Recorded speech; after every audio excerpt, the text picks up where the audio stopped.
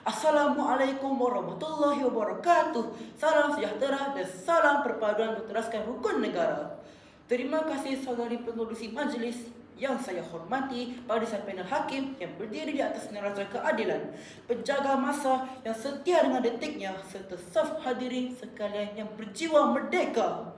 Hadirin sekalian, 56 tahun yang lalu, sebuah ideologi keramat telah dipahat pada sanubari bangsa ini.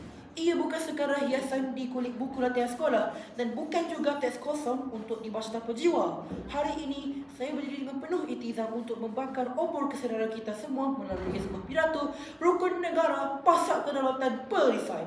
Sidang hadirin yang penuh semangat, mari kita selami prinsip kita yang pertama hari ini.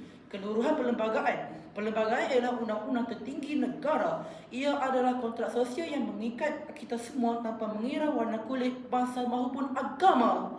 Apabila kita menghayati keluruhan perlembagaan, bermakna kita bersedia mempertahankan hak setiap warga negara. Kita tidak akan mempersoalkan perkara yang tidak disetujui oleh nenek moyang kita dahulu. Mengapa? Kerana perlembagaan ialah payung yang melindungi kita daripada hujan badai perkauman. Sesiapa yang cuba merobek perlembagaan ini, mereka sebenarnya sedang merobek keamanan tanah air kita sendiri. Kita tidak akan izinkan. Bergerak kita kepada prinsip seterusnya, kedaulatan undang-undang. Undang-undang diwujudkan bukan untuk mengurung kebebasan, tetapi untuk menjamin keadilan. Di bawah undang-undang negara kita, tidak ada manusia yang kebal daripada hukuman. Sama ada anda seorang pemimpin, seorang hartawan maupun rakyat biasa, apabila undang-undang dilanggar, keadilan mesti ditegakkan. Apabila masyarakat mula hilang kepercayaan kepada sistem undang-undang, maka runtuhlah sebuah tamadun.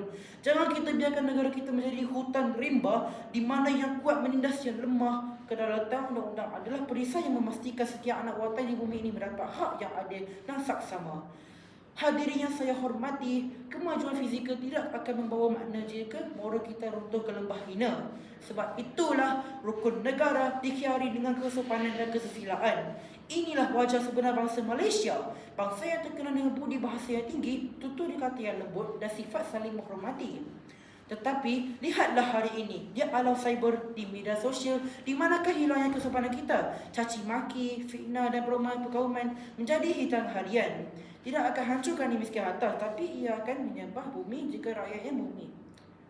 Hadirin yang berjiwa merdeka, kesimpulannya, 3 prinsip rukun negara ini bukan sekadar untuk dihafal, tetapi untuk dihidupkan dalam setiap titisan darah kita.